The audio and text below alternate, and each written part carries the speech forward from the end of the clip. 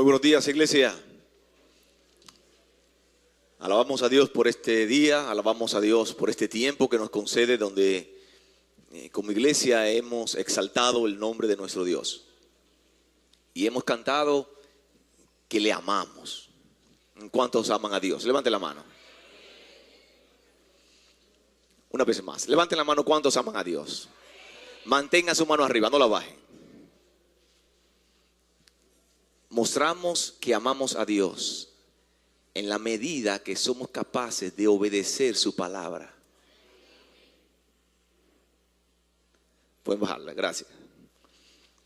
Mostramos que amamos a Dios en la medida que somos capaces de obedecer lo que la palabra de Dios nos manda. En esta mañana queremos darle una cordial bienvenida a cada uno de ustedes, a las personas que nos visitan,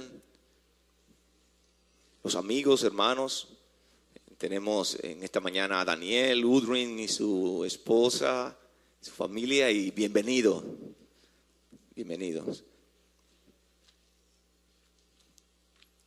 Vamos a continuar con la serie que hemos estado estudiando del libro a los Efesios. Estamos estudiando el libro verso por verso. La semana pasada iniciamos el capítulo 4. Y la idea era predicar el versículo 1 al 6. Pero tuvimos bautismo la semana pasada, entonces decidimos tener básicamente una introducción del capítulo 1. Yo quiero invitarles a leer una vez más Efesios capítulo 4. Efesios capítulo 4, verso 1 al 6.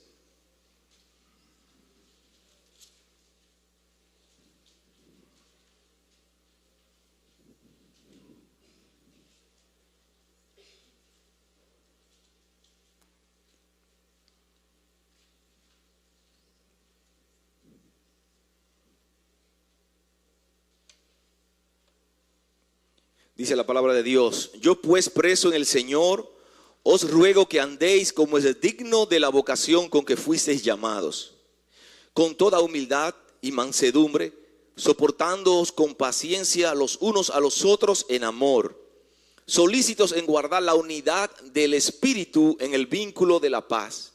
Un cuerpo y un espíritu, como fuisteis también llamados en una misma esperanza de vuestra vocación. Un Señor, una fe, un bautismo, un Dios y Padre de todos, el cual es sobre todos y por todos y en todos. Vamos a orar. Padre, en el nombre de Jesús, venimos delante de tu presencia para adorarte. Venimos delante de tu presencia para declararte que te amamos, declarar tu grandeza. Y nosotros en este momento queremos escuchar tu palabra. Queremos tener nuestros oídos muy atentos, nuestras mentes muy atentas a escuchar lo que tú tienes para nosotros. Permite que tu Santo Espíritu nos capacite, trabaje en nuestro interior, Dios, para nosotros aprender lo que tú tienes para nosotros y ponerlo en práctica.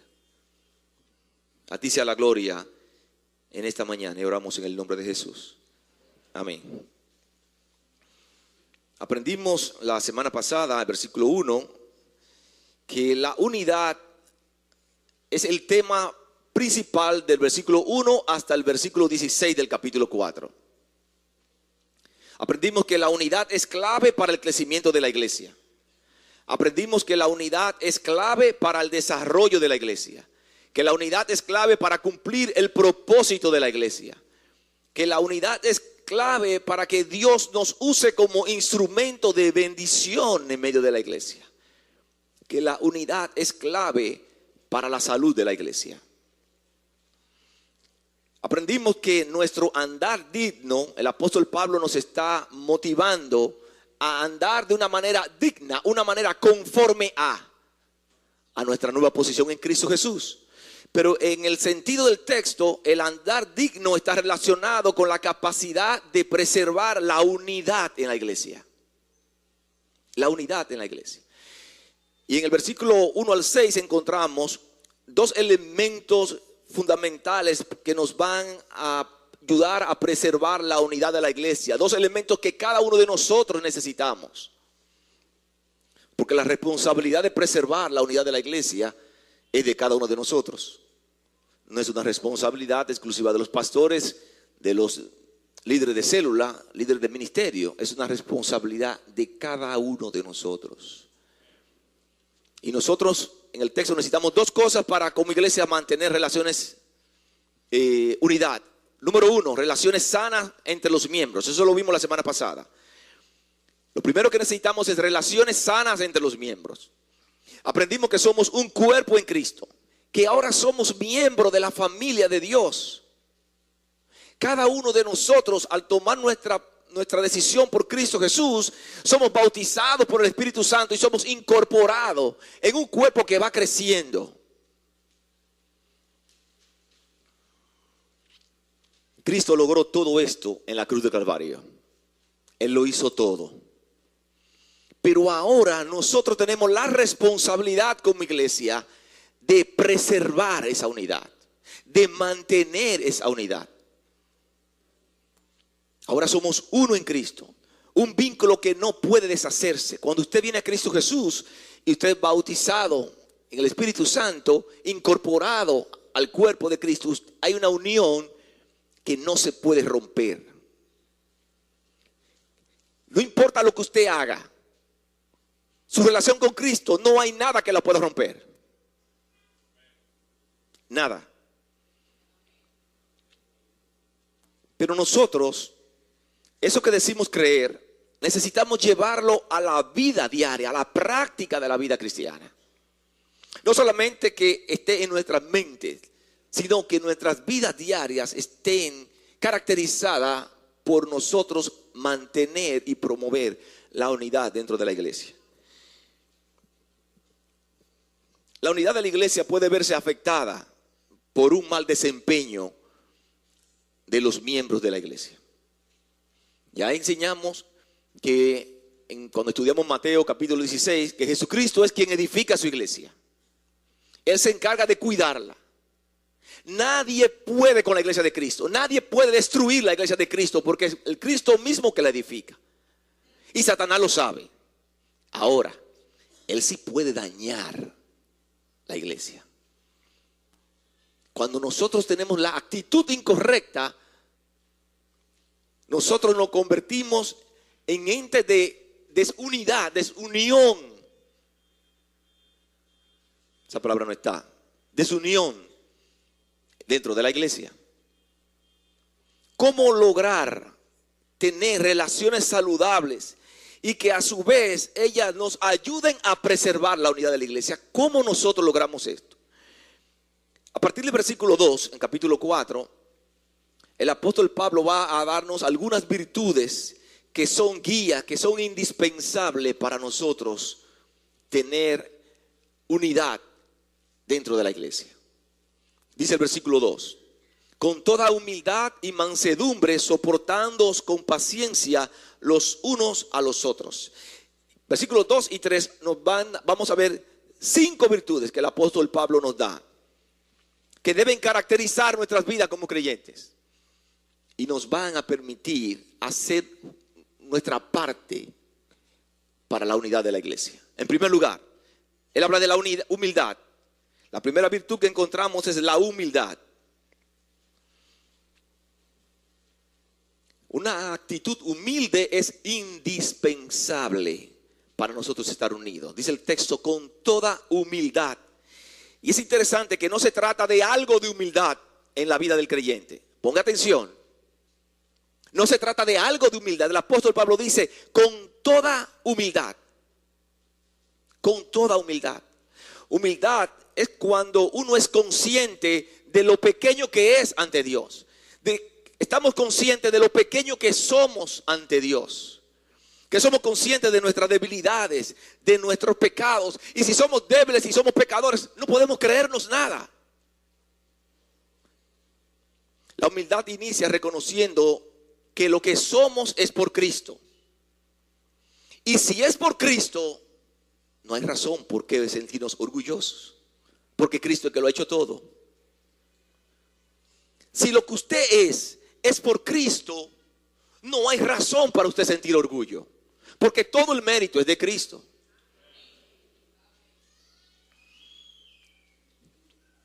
Nosotros no podemos ni siquiera agradar a Dios sin humildad. El creyente humilde sabe apreciar y distinguir los valores de los hermanos. Esta es una actitud que nos lleva a poner nuestros intereses en favor del otro, a pensar bien del otro porque estamos viendo a Cristo.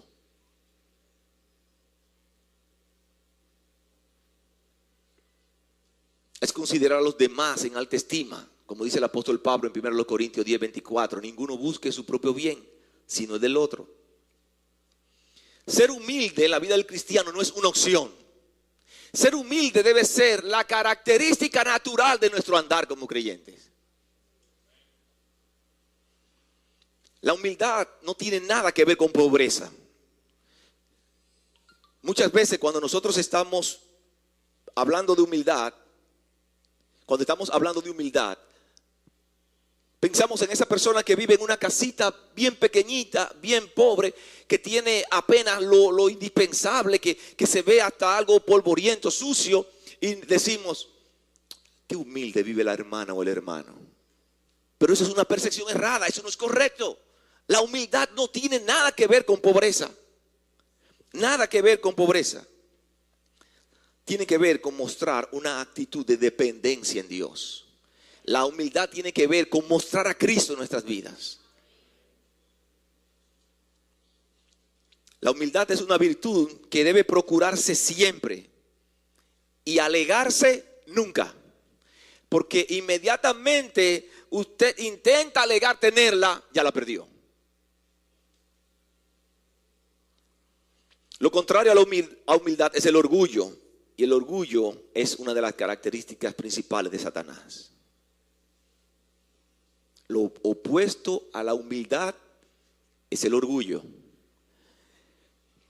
El orgullo imposibilita la solución de problemas personales dentro de la iglesia. El orgullo nos lleva a pensar que nosotros merecemos.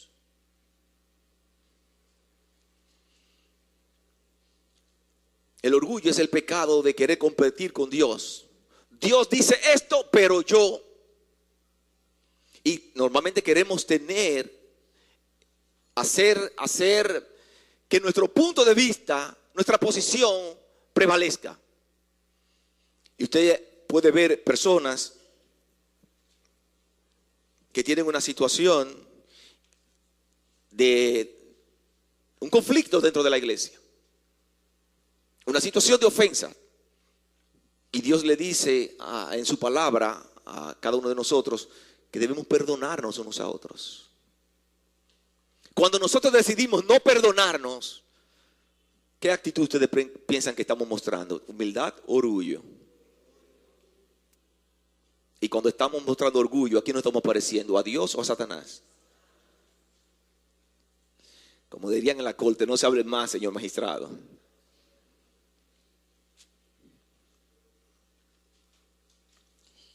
El orgullo se manifiesta de muchas maneras. Podemos ser tentados a sentir orgullo por nuestras capacidades. Usted es una persona que tiene capacidad para hacer algunas cosas. Si usted no canaliza esto correctamente a través de Jesucristo, esa capacidad puede convertirse en un orgullo para usted. Y usted mostrarle a los demás, yo estoy aquí y ustedes están allá. No somos iguales.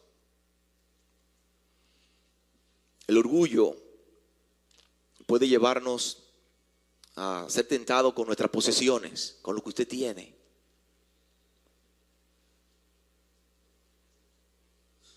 Y yo me pregunto, lo que usted tiene, ¿lo tiene por quién? Si Dios es el dueño de todo y lo que usted tiene es por Dios, entonces, ¿cuál es el argumento? ¿Cuál es la razón por lo cual nosotros debemos sentir orgullo? Si es de Dios. Pero usted puede verse tentado a sentir orgullo por su nivel de educación, por su posición social. Incluso algunas personas pueden ser tentado a sentir orgullo por su conocimiento bíblico. Han estudiado la palabra de Dios, tienen un nivel de conocimiento y eso lo lleva a tener cierta actitud y hablar. Eso no es de Dios. Eso no es de Dios. Así como el orgullo está detrás de todo conflicto, la humildad está detrás de toda relación sana. Y nosotros estamos hablando de cómo fomentar, de cómo mantener relaciones sanas entre nosotros que nos permitan estar unidos unos con otros. Unidos unos con otros. La humildad nos hace consciente de nosotros mismos. La humildad nos hace ver nuestro pecado.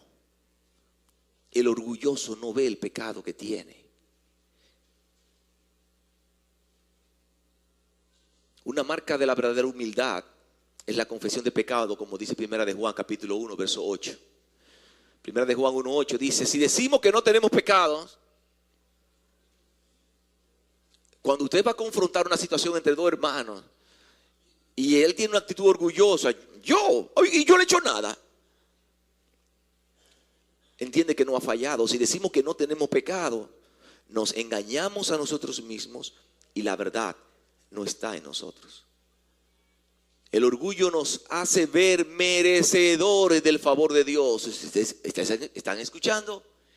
El orgullo es que nos hace ver que merecemos el favor de Dios. La humildad es todo lo contrario. Nos hace ver que no merecemos el favor de Dios. Yo no merezco, Señor. Yo no merezco. El orgullo, yo sí. Hay varios textos que quiero compartir con ustedes. Lucas capítulo 18, versículo 13 y 14. Lucas capítulo 18, verso 13 y 14. Dice: mas el publicano, estando lejos, no quería ni aún alzar los ojos al cielo, sino que se golpeaba el pecho diciendo: Dios, sé propicio a mí pecador. Os digo que éste descendió a su casa justificado antes que el otro. Porque cualquiera que se enaltece será humillado, y el que se humilla será enaltecido. Filipenses capítulo 2, verso 3. Nada hagáis por contienda o por vanagloria. Antes bien, con humildad, estimando a cada uno a los demás como superiores a él mismo. Colosenses capítulo 3, verso 12. Vestíos pues como escogidos de Dios, santos y amados, de entrañable misericordia, de benignidad, de humildad, de mansedumbre y de paciencia. El apóstol Pablo a los hermanos de Colosas le está diciendo: vestíos como escogidos de Dios. Y estas son las características, y una de ellas es la humildad. Primera de Pedro capítulo 5, verso 5. Primera de Pedro capítulo 5, verso 5. Dice: igualmente, jóvenes, también para ustedes, está sujeto a los ancianos, y todos sumisos unos a otros, revestidos de humildad. ¿Y saben cuál es la razón por la cual debemos estar sometidos en humildad? Porque Dios resiste a los soberbios y da gracia a los humildes. Dios resiste la actitud soberbia, de orgullo. La actitud que entiende que no necesita de Dios, que puede caminar por esta vida por él mismo, que aún ni del hermano necesita. La actitud humilde depende de Dios y reconoce que necesita a Dios, pero también reconoce que necesita la ayuda del hermano.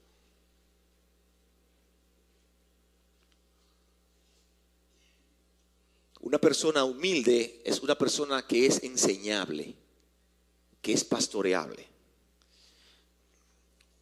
Ya con los años que uno tiene en el ministerio, uno ha podido ver muchas cosas.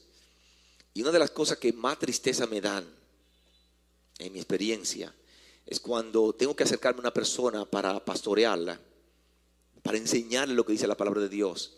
y esa persona tiene una actitud que no es pastoreable. Esa persona tiene una pared frente a él que las palabras que yo le estoy dando de las escrituras, él no las asimila. Impastoreables. Lamentablemente hay dentro de la iglesia personas que son impastoreables,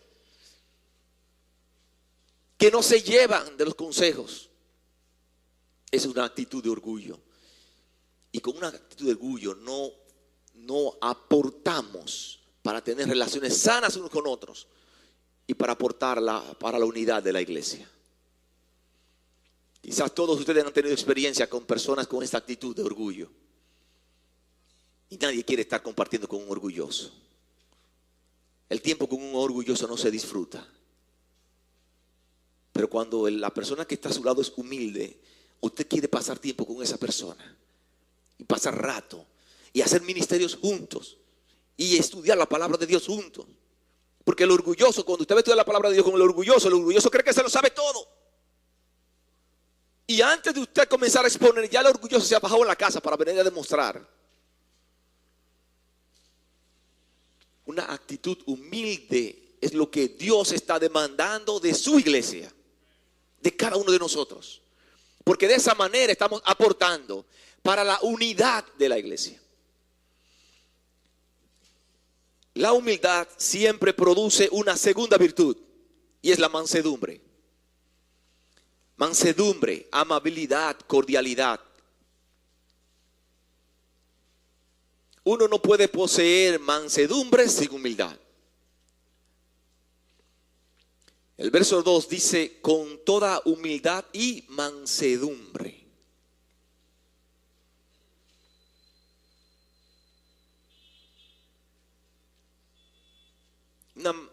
La mansedumbre tiene que ver con una persona que es mansa. Ponga atención a las vocales, porque si las vocales no se usan correctamente, le cambiamos el sentido a la palabra. Una persona con una actitud de mansedumbre es una persona mansa, no mensa. Son dos cosas diferentes. ¿Qué es la mansedumbre? Muchos diccionarios la definen como timidez, debilidad, una deficiencia de ímpetu.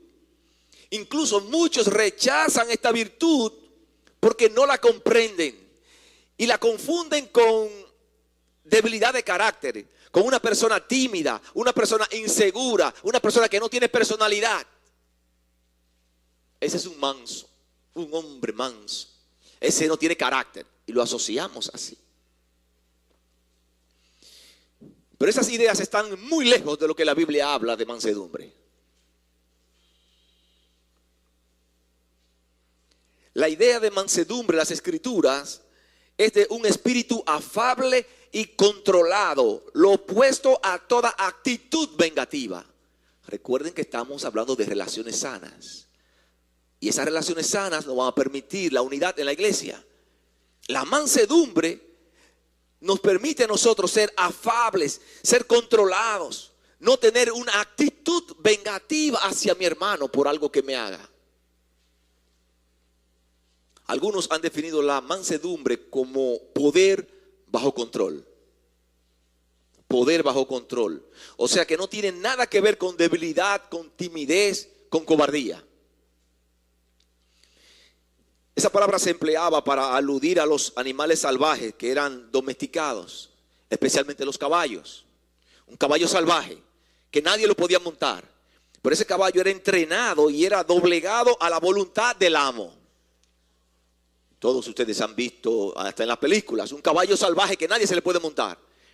Lo entrenan y ponen ese caballo manso. Yo les voy a hacer una pregunta a ustedes. Después que ese caballo está manso, ¿ese caballo perdió toda su energía, todo su vigor, toda su fortaleza? No. El poder del caballo está bajo control. Lo mismo ocurre en la vida del creyente.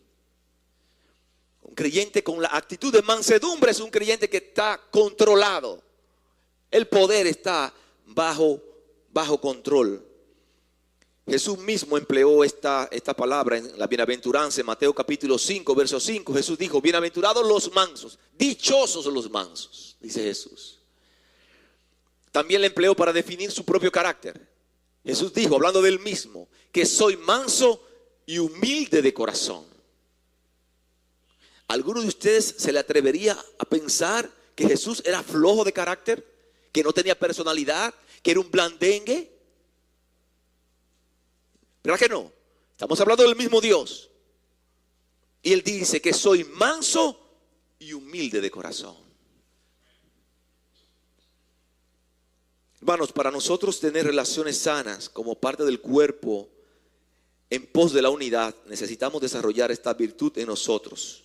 Debemos ser afables, cordiales, amables, con un espíritu pacificador, no incendiario. Lamentablemente tenemos hermanos que se encienden por cualquier cosa. Los llamados hermanos mecha corta, que cuando se encienden, ¡pum!, explotan de una vez. Una actitud así no aporta para la unidad, porque inmediatamente usted se enciende y explota, usted está ofendiendo inmediatamente al otro. Y lejos de provocar la unidad, estamos provocando diferencias y conflictos entre nosotros. Son hermanos que solamente están pensando en sostener su posición. Hermanos que no dan su brazo a torcer, que prefieren que se brome la cosa en vez de dar su brazo a torcer, porque piensan que si dan su brazo a torcer son débiles.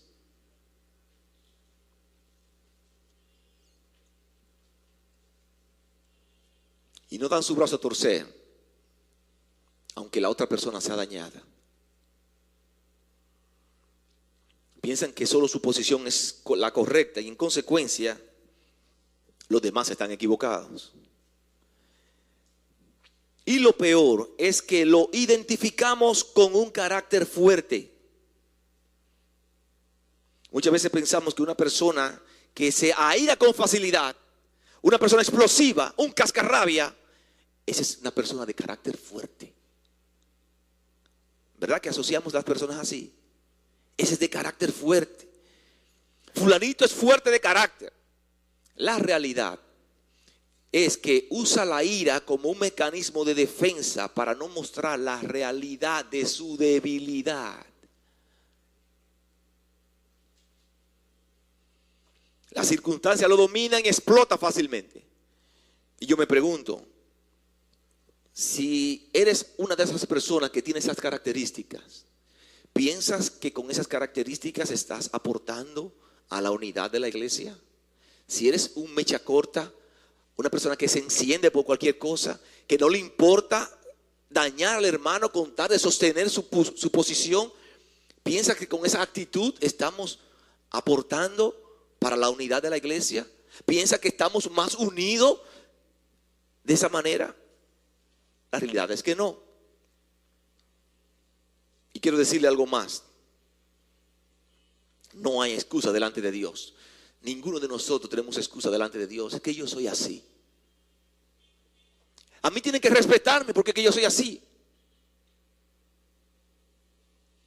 Cuando nosotros estamos en Cristo, cuando venimos a Cristo, Él cambia todo.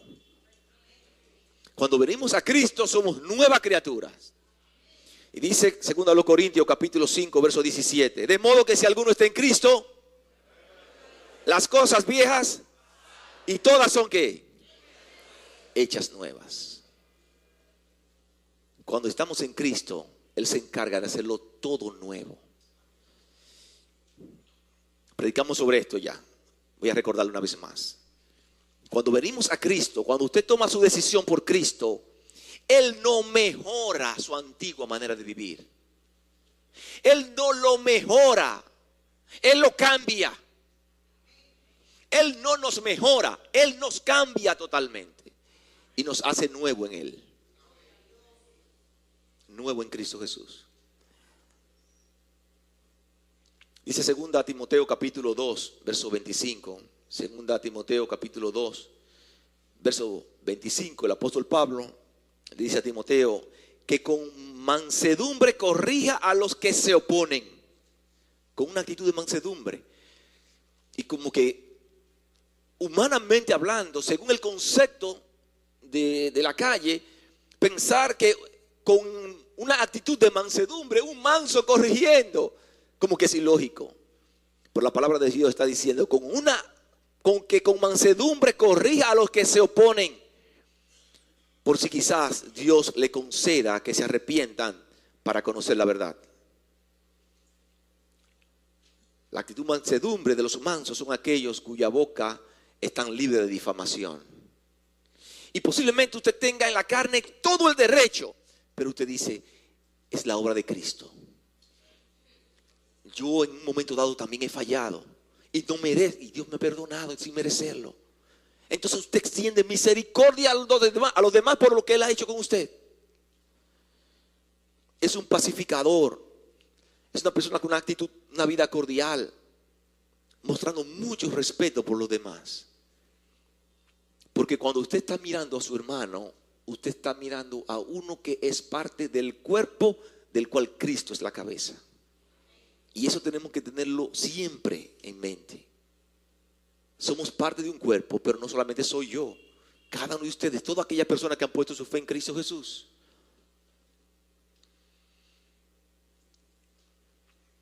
Una persona con una actitud de mansedumbre pone los intereses de Cristo por encima de los suyos.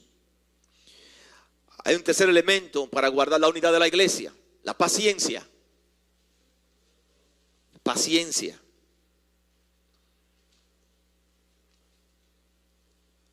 La palabra equivale a tolerancia. Dice el capítulo 4, verso 2. Le voy a leer la Reina Valera del 60, que es la versión que casi todos ustedes tienen. Dice, soportándoos con paciencia los unos a los otros en amor. La realidad que en el original está invertido y paciencia está antes. En la Reina Valera actualizada, ellos lo pusieron tal como está en el original. Con paciencia, soportando los unos a los otros en amor. Paciencia equivale a tolerancia. Señala la capacidad de ser herido sin necesidad de buscar el mal de la otra persona. Es la capacidad de tolerar sin vengarnos. La idea de la palabra en la Biblia es una capacidad de aguante.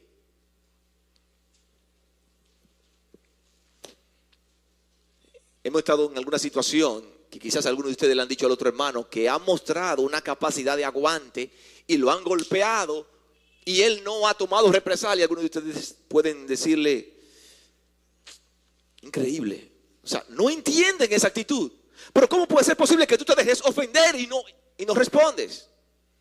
Esa capacidad de aguante la debemos tener todos nosotros como creyentes.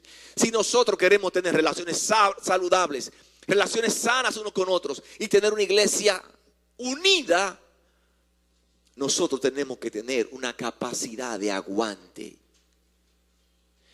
Y aguantamos por lo que Cristo ha hecho. Por lo que Cristo ha hecho. Igual que cuando nosotros cuando perdonamos por Cristo. Muchas veces las personas no merecen ni que lo perdonemos, pero lo perdonamos por causa de Cristo. Lo mismo es con el aguante, con la paciencia que debemos tener. Muchas veces estamos quejándonos constantemente por las cosas que nos han hecho, exigiendo nuestros derechos. Y no estoy diciendo que no es correcto que exijamos nuestros derechos. Pero muchas veces al exigir nuestros derechos estamos dañando a la otra persona. Entonces, ¿de qué sirve exigir nuestros derechos si voy a dañar a mi hermano? Si voy a romper mi relación con él. ¿De qué me vale exigir mis derechos? Y es más, ¿qué derechos puedo yo tener delante de Dios? ¿Derecho a qué? ¿Con qué argumentos yo puedo ir delante de la presencia de Dios diciendo yo tengo derecho a qué yo tengo? Si Él lo ha hecho todo por mí. Él lo ha hecho todo por cada uno de nosotros. Su gracia y su misericordia cada día nuevas para cada uno de nosotros.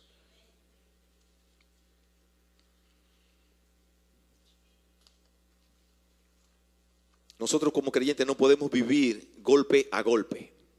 Si me golpea el hermano, ve preparándote porque No podemos vivir golpe a golpe. No es una característica del pueblo de Dios.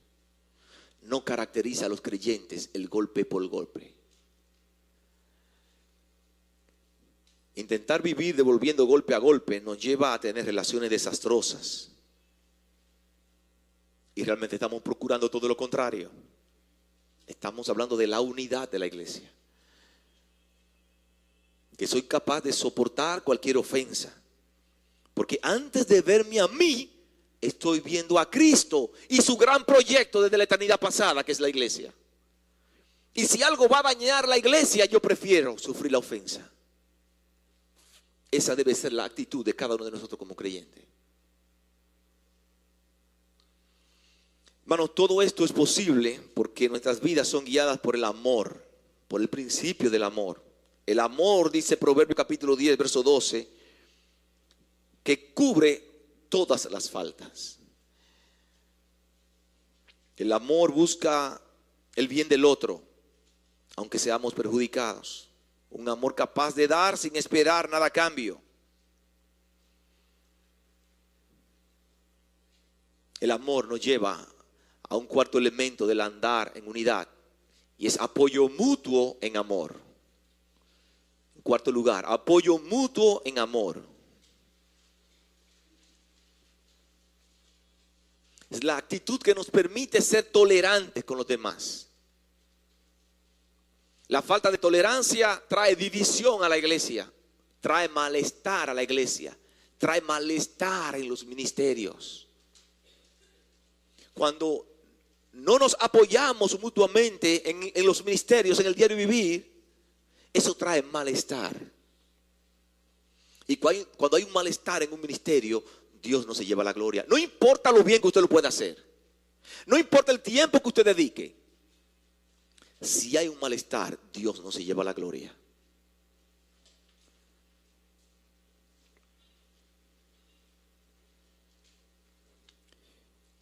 Tener una actitud de apoyo mutuo en amor me permite ver a mi hermano como parte del cuerpo de Cristo. Lo importante que es cada uno de ustedes en el cuerpo de Cristo.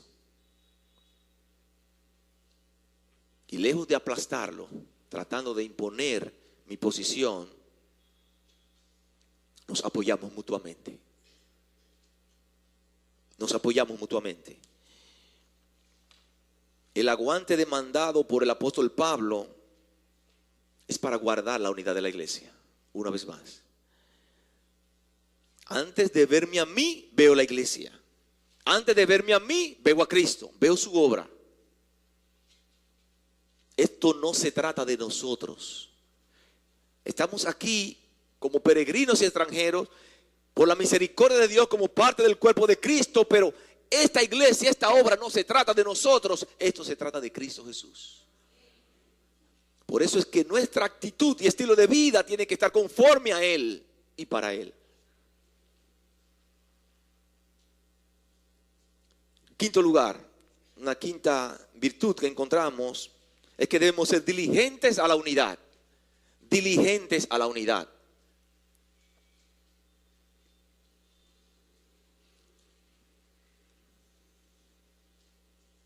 Versículo 3 dice: solícitos en guardar la unidad del espíritu en el vínculo de la paz. Expresa la idea de ser diligente en salvaguardar. Cada uno de nosotros, solícitos en guardar la unidad del espíritu. Cada uno de nosotros tiene la responsabilidad de guardar esa unidad dentro de la iglesia.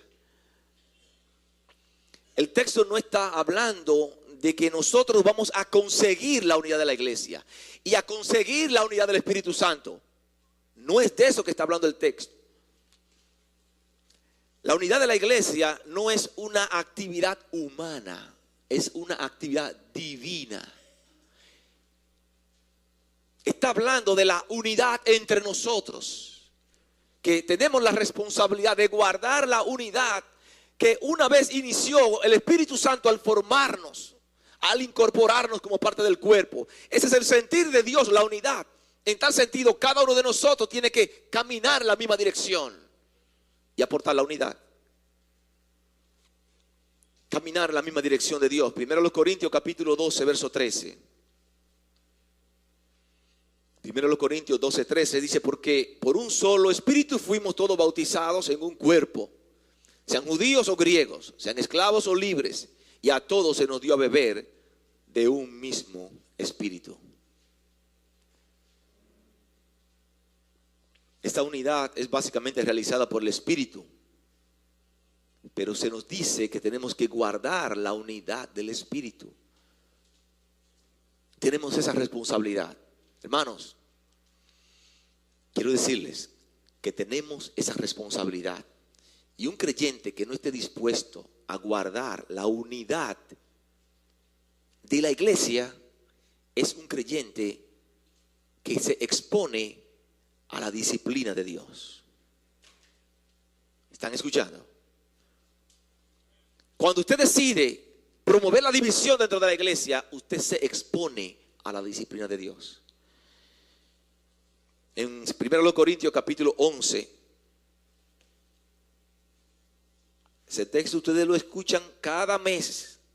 1 Corintios capítulo 11, versos 29 y 30.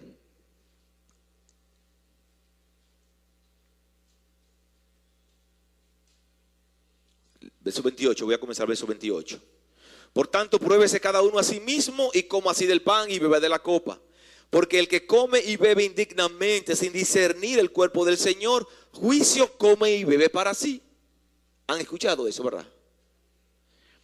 Verso 30. Por lo cual hay muchos enfermos y debilitados entre vosotros, y muchos duermen.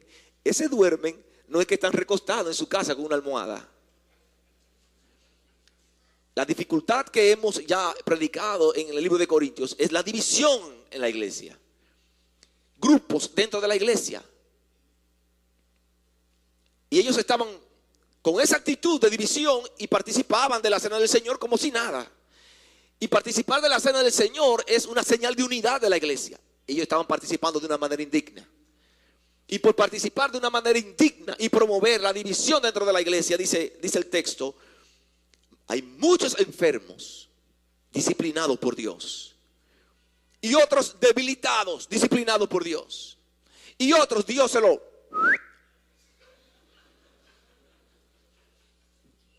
porque han intentado contra la iglesia de Cristo Jesús. Entonces, esto es más serio de lo que nosotros podemos pensar. Es más serio de lo que podemos pensar. Tenemos que ser cuidadosos, hermanos, de intentar regar cizaña, sembrar cizaña en el pueblo de Dios, generar divisiones en el pueblo de Dios. Porque de repente el culto va a seguir y usted no va a estar entre nosotros porque Dios se lo llevó, y se lo llevó por misericordia. Hermanos, esto es para nosotros ponerlos en práctica. Si estamos en la iglesia, estamos compartiendo ministerios. Si alguien comenzó un ministerio, no siente envidia por eso. Porque si sientes envidia por un ministerio que otra persona inició, eso no viene de Dios. ¿Cómo vas a sentir envidia por un ministerio que alguien levante? No sientas celos por lo que el otro está haciendo. No le desees el fracaso en ese ministerio a esa persona, porque eso no viene de Dios. Todo lo contrario, tienes que apoyarlo. Y nosotros recordar siempre que cada persona que está trabajando en un ministerio está trabajando para Cristo. Si usted está pensando que la persona está haciendo lo incorrecto, bueno, esa persona se somete a la disciplina de Dios. Y hay manera de orientarlo en cuanto al hacer correctamente un ministerio. Pero no debemos tener una actitud de envidia y de celo y peleando porque yo lo quería hacer, que tú no lo quieres hacer, que si yo lo hice, que si yo no lo hago. Eso no viene de Dios. Nosotros hace algunas semanas iniciamos un nuevo ministerio en la iglesia, que es la cafetería que tenemos al lado. Y le invito después del culto, pase a participar. Esa cafetería es con el propósito de la construcción del templo. ¿Por qué lo veo como un ministerio? Porque la iglesia no ha tenido que poner un solo centavo en lo que se vende. Hermanos que aman al Señor, hermanos comprometidos con la obra, están poniendo los panes, están poniendo el queso, están poniendo el jamón, están poniendo el jugo. Hermanos comprometidos. Si un hermano o un grupo de hermanos comenzó ese ministerio, apoyemos ese ministerio. Apoyemos ese ministerio. Que eso es de todo, es por Cristo. Cuando ampliemos la iglesia, todos van a disfrutar. Usted no se va a quedar afuera, no, yo a esta iglesia no voy a entrar. Usted va a entrar y va a disfrutar porque es de Cristo. El ampliar, el construir la iglesia no es de nosotros, es una obra de Dios. Es una obra de Dios. Así que tenemos que apoyarnos los unos a los otros. Juan capítulo 17, verso 21. Juan capítulo 17, verso 21. Dice, para que todos sean uno, como tú, oh Padre, en mí y yo en ti, que también ellos sean uno en nosotros, para que el mundo crea que tú me enviaste. Miren la oración de Jesús en Juan 17. Un sentir de unidad. El mismo Jesús. Un sentir de unidad. Cuando nosotros tenemos la actitud de humildad, somos de testimonio para el mundo, para que el mundo nos vea que somos uno. Y usted puede predicar con la actitud de humildad, con una actitud de unidad dentro de la iglesia. Entonces esa es nuestra responsabilidad, mis hermanos, mantener la unidad a través de relaciones sanas entre los miembros. En segundo lugar,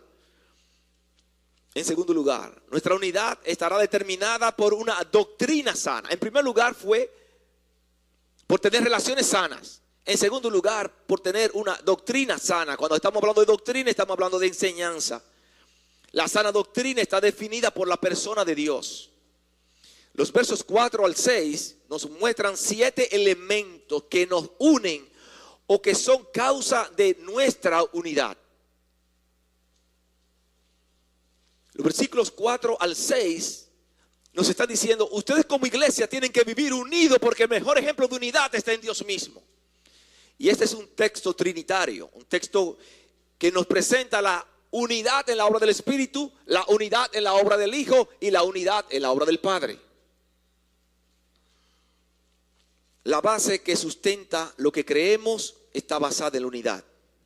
La base que sustenta nuestra fe está basada en la perfecta unidad del Dios Trino. Dios Padre, Dios Hijo y Dios Espíritu Santo. La base de la unidad práctica está basada en la unidad espiritual. Por eso el apóstol Pablo cita la unidad de nuestra doctrina. El pensamiento del apóstol Pablo es que la iglesia fuese una, semejante a la unidad que hay en Dios. Versículo, Efesios capítulo 4, verso 4. Efesios 4, 4. Dice, un cuerpo y un espíritu, como fuisteis también llamados a una misma esperanza de vuestra vocación.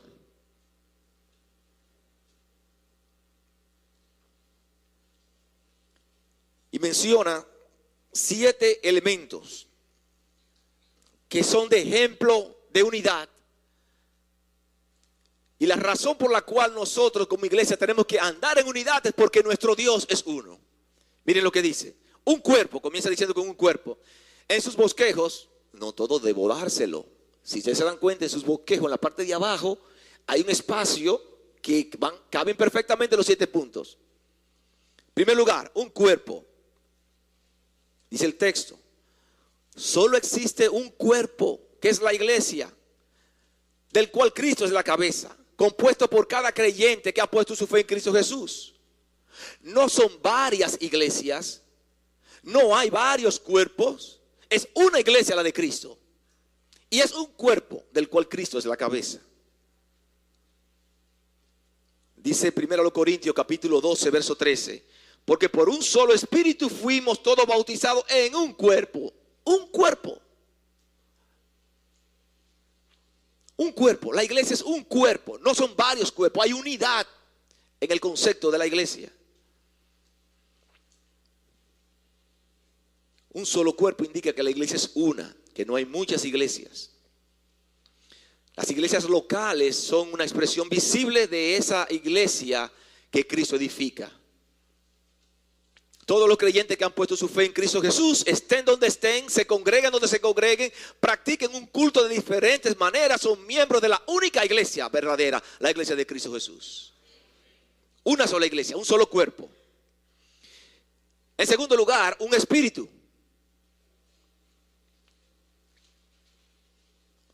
Todos recibimos el mismo espíritu. Usted no recibe un espíritu y yo recibo otro espíritu. Todos recibimos el mismo espíritu. El espíritu es el que edifica la iglesia y por el cual todos los creyentes tenemos acceso a Dios el Padre. El Espíritu Santo es la fuerza unificadora de la iglesia.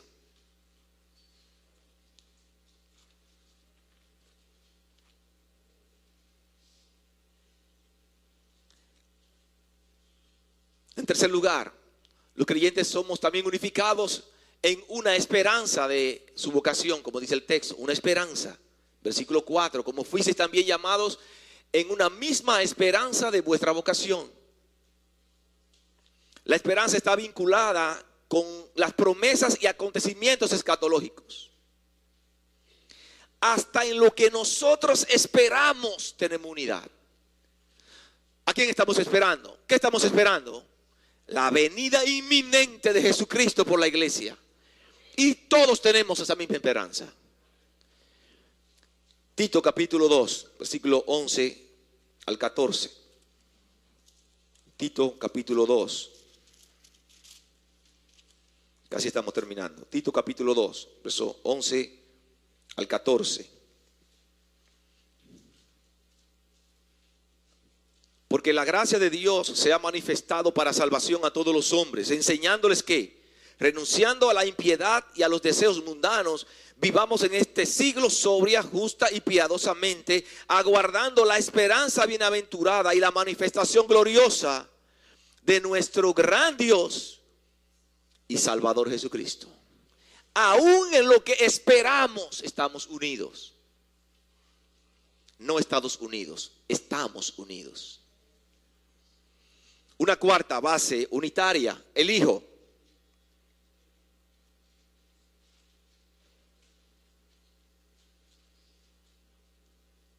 Dice el verso 5, un Señor, una fe, un bautismo. Solamente hay un Salvador, solamente hay un mediador. No hay dos mediadores, no hay varias maneras de alcanzar la salvación, solamente por Cristo Jesús. Hechos capítulo 4, verso 12. Hechos capítulo 4, verso 12. Dice, y en ningún otro hay salvación, porque no hay otro nombre bajo el cielo dado a los hombres en que podamos ser salvos.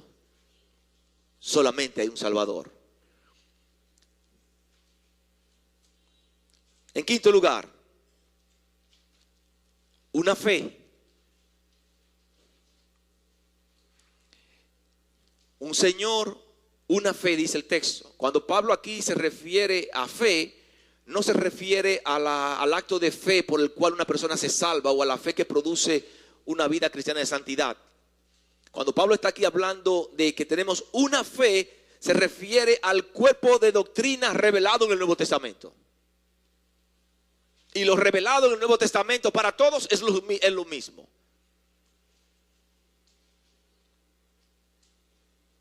La fe que ha sido dada a los santos y por la cual tenemos que contender ardientemente. Judas capítulo 3. Judas verso 3. Judas verso 3 dice, amados, por la gran solicitud que tenía de escribiros acerca de nuestra común salvación, me ha sido necesario escribiros, exhortándoos que contendáis ardientemente por la fe que ha sido una vez dada a los santos. La revelación de todo el Nuevo Testamento. Sexto lugar, estamos unidos a través del mismo bautismo. Una fe, un Señor, una fe, un bautismo. Tenemos un bautismo en agua, el cual el creyente da un testimonio público de su decisión por Cristo Jesús. No hay dos bautismos. Usted se bautiza una vez como testimonio público, no tiene que repetirlo.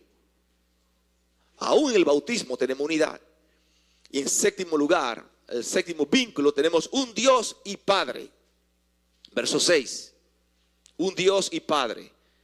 Dice el verso 6. Un Dios y Padre de todos, el cual es sobre todos y es por todos y es en todos.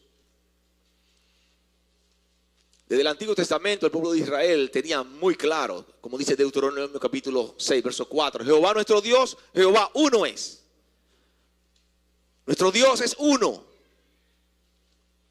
Primero los Corintios capítulo 8, verso 4 al 6. Acerca pues de las viandas que se sacrifican a los ídolos, sabemos que un ídolo nada es en este mundo y que no hay más que un Dios, pues aunque haya algunos que se llamen dioses, sea en el cielo o en la tierra, como hay muchos dioses y muchos señores, para nosotros, sin embargo, solo hay un Dios. Un Dios. Nosotros somos creados por Dios, amados por Dios, salvos por Dios, adoptados por Dios, sustentados por Dios, bendecidos por Dios. Entonces, mis amados hermanos, necesitamos tener una sana doctrina, porque hay iglesias que se han dividido por no tener una doctrina correcta, por discutir entre doctrinas. Las doctrinas nos unen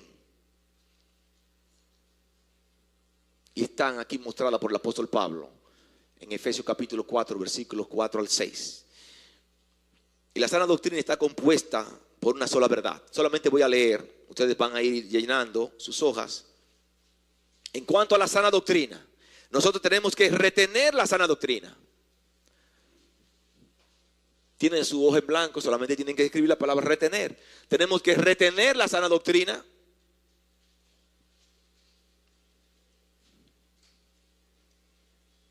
Tenemos que creer la sana doctrina. Tenemos que enseñar la sana doctrina. Y tenemos que guardar la sana doctrina. Retener, creer, enseñar y guardar. En sus hojas tienen los textos ahí que apoyan a la necesidad que nosotros retener, creer, enseñar y guardar. Entonces, mis amados hermanos, nosotros como iglesia tenemos la responsabilidad de guardar la unidad de esta iglesia que costó la vida de nuestro Señor Jesucristo. Amén. Amén. Que Dios le bendiga.